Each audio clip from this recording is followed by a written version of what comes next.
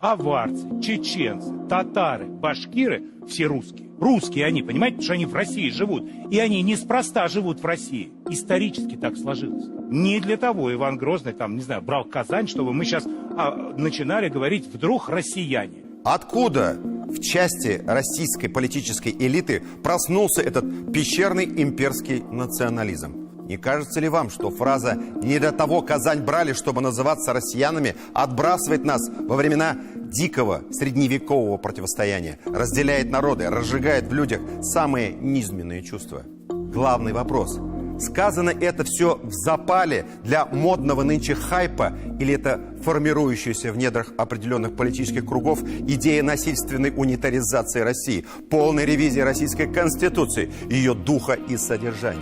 Не хочется верить. Неужели депутат Толстой не понимает, что он покушается на национальный мир и согласие?